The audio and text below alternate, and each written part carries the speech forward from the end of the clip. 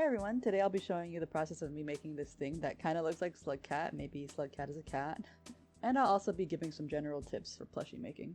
Okay, so first step is drawing your design, so I'll just quickly sketch something with my mouse. You obviously can take your time with this process, but I'm thinking I want to do a cat. I'm gonna do button eyes to make it easier for myself. Yeah, that's definitely button eyes. Take the better half. Good enough.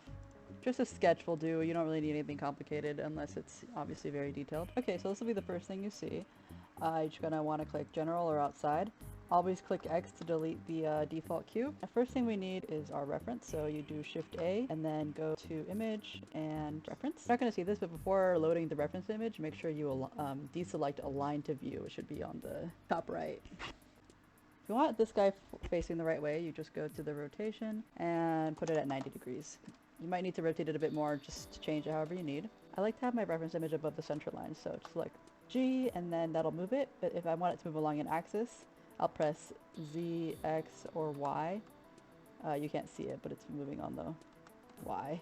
I want it to go up, so I'll select Z until it's at the place I want it, which is right there. And then we're going to want to go to the data and select this opacity and lower that opacity a little bit to make it easier to work. To create one, we just do Shift A again, Mesh, UV Sphere. At this point, I'm just going to try to recreate my drawing the best I can into 3D. Some tricks I can teach you are to go to edit mode. You just hold down on tab and then you can select between here different modes. We want edit mode. Do Control Z. Control Z will make our object transparent. You can drag and select points by clicking and dragging, just like so. If yours doesn't look like this, you can change what it looks like right here. But first, I recommend doing the box so you can get rid of half of the circle. Going to modifiers and doing a mirror modifier, and then make sure the clipping is turned on. This will make it so whatever work you do on the right will appear on the left, and all that's left is to modify the circle to look like our guy. I can move points by selecting them and then pressing G to move anything. I can also do S to scale. Be careful with scaling. You don't want extra points going into here because then you can't take them out as well. It's like all weird now. If you want to scale, I recommend moving it first and then scaling, so that it doesn't collide in the center. I can't give you the full instructions on how to do your own specific model, but I can give you some pointers. If I want this guy to be long like that, what I can do is I can do A to select all my points, center this a little more here, and then I can scale it, but then I want this to scale specifically on the Y-axis, on the Z-axis, so I will scale on Z. Okay, looking fine. Oh, that's too long, I didn't notice. So I want this to line up here, so I can do G, and then on the axis I want, which is X. But down here I want to make sure it still aligns straight, just for, I think, geometric purposes. That's pretty good. And then S, G. I'm not an expert in Blender by any means. I just have some things I know that are proper and improper. Some, not fully. I can't give too much, unfortunately, in terms of Blender. Just do your best is all I can say. One thing I forgot to do was scale on a specific axis, and then this happens, so.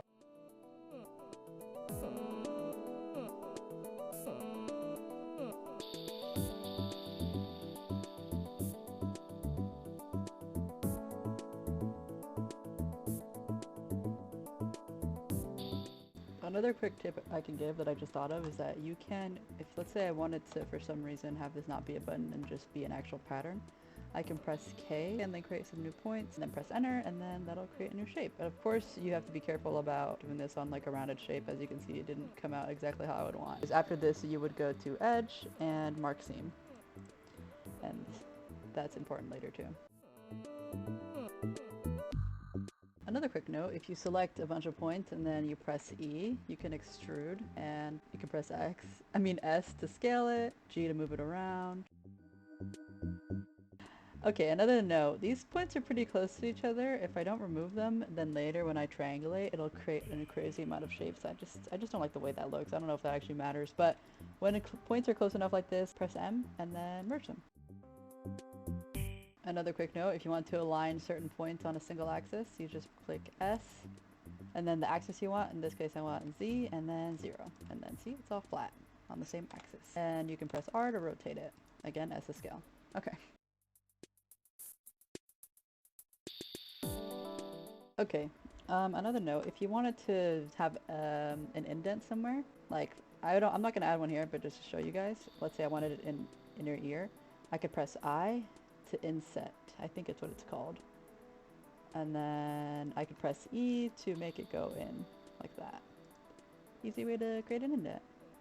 But again, not doing that for this project. Here's a good example of why you want to make sure that you have Alt-Z selected to make sure you're selecting all your points and not just the ones at the front. Yeah, friendly reminder.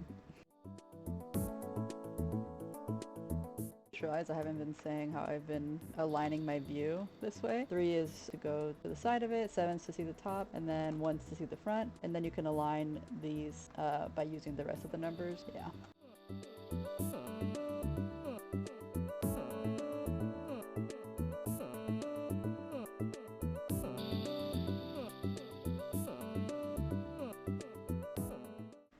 Yeah, this is what happens when you accidentally merge 2 points and don't notice until several iterations later. Yay.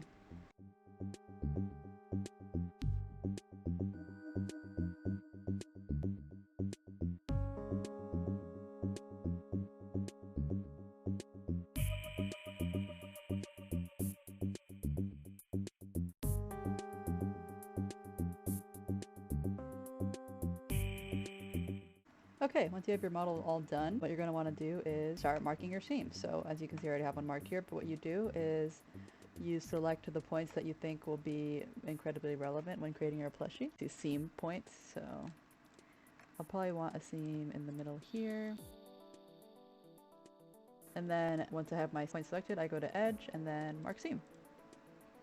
Boom, and you just keep doing that. I'm probably going to want one all across the halfway point of this. Yeah.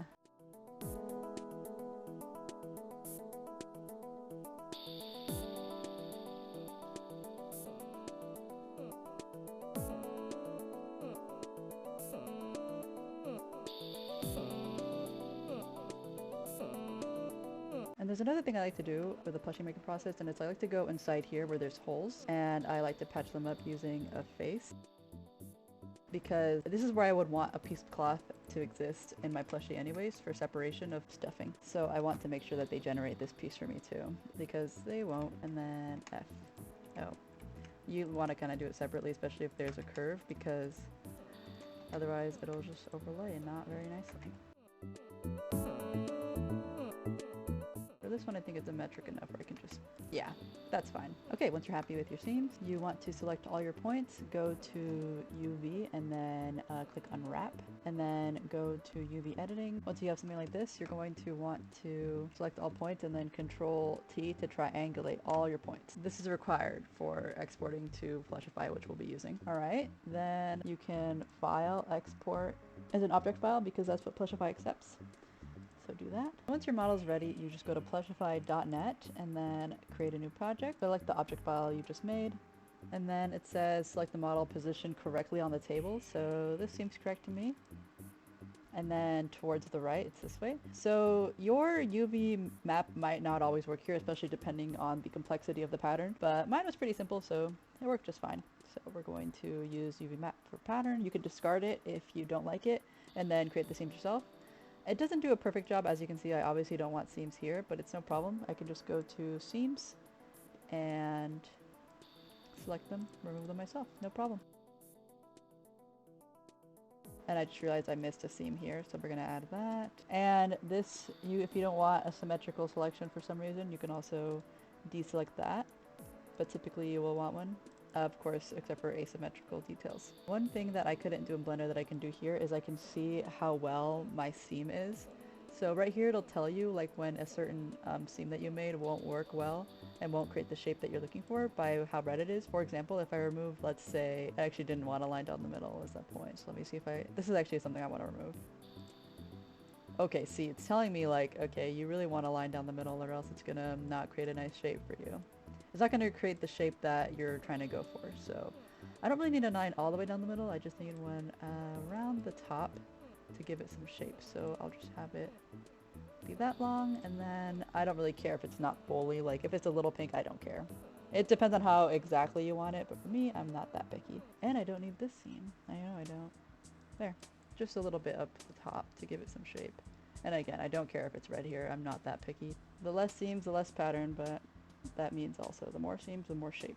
Okay, so then you can go to your pattern, and this will let you label every single one of your pieces. So another thing you can do here is if you click on these set fur directions, you can create the direction you want the fur to go into, and it'll draw an arrow when the paper prints alongside the names that you label them. And finally, you can also color this plushie. You can set up a primary color, or you can add more colors. You can like color different pieces of your plushie.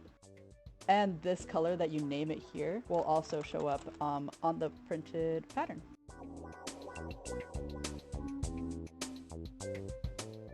Okay, so once you're done with the labeling and the fur direction, you can color your pattern. And then I don't really know how to use this feature, unfortunately. Sorry about that. Onto size. This will let you see how, give you a rough estimate about how big your plushie will be in comparison to a human body and to a random table, a random couch. I like to use the body. So I don't want mine this big at all. I probably want mine around this big. Oh yeah. That's way too big. You can make yours as big or small as you want, but I'm gonna go with 4 inches. This size is good, and then you can just click on print and it'll generate the pattern for you. Once you have this, you can print the pattern and you can either download it as a PDF to save for later, or you can send it directly to your printer. I recommend setting a custom amount of pages to get rid of this first page because you don't really need it. So I would do 2 to the last page, which for me is 4, and then print. And then here's what your printed pattern should look like. Once you have your pattern printed, I highly recommend that you take the outside labels and you write them on the inside. This is because it'll make it so you can cut out the seam allowance without worrying about the labels. This is not a necessary step, especially if your pattern is a lot more simple, but I like to do this to help me remember which part connects to where. The next thing I recommend doing is taping up your pattern. This will make your pattern more rigid when you eventually trace it onto your fabric, and will also help you to avoid creasing the pattern.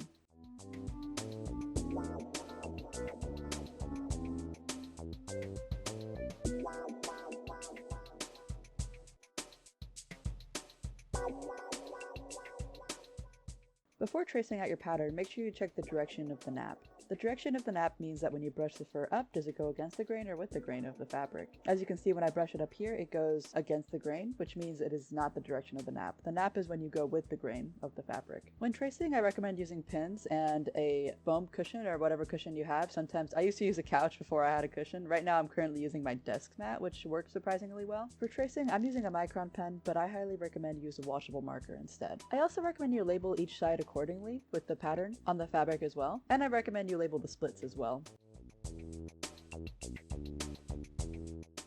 Don't forget to label your pieces so you can tell which is which. When cutting out your fabric, make sure you leave some extra space for seam allowance. Seam allowances give you space to sew.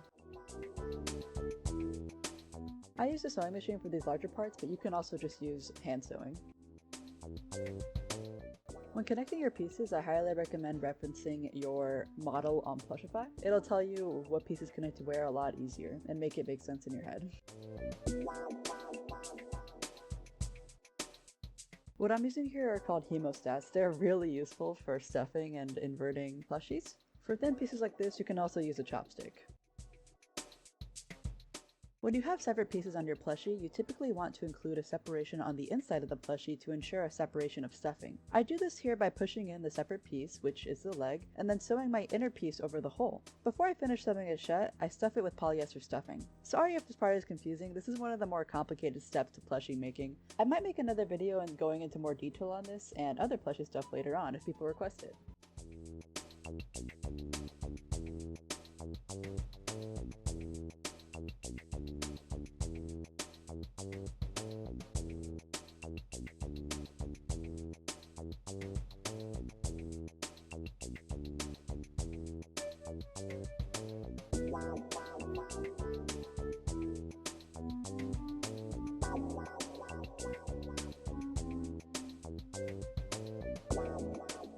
To close up this last piece, I'm using a ladder stitch. This is a pretty popular stitch, so I just recommend looking up a tutorial on it.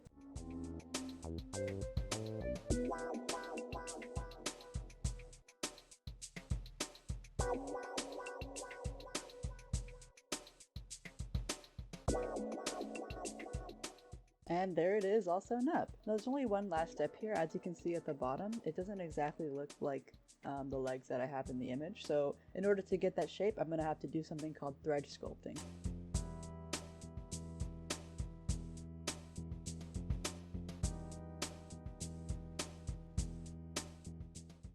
And that's basically it. Thank you guys so much for watching. If you have any questions, just leave them in the comment. I'll do my best to answer. If you have any suggestions for any future videos, I am thinking about making a full tutorial, like from start to finish, no steps left out. So if you're interested in that, please let me know. Okay, bye!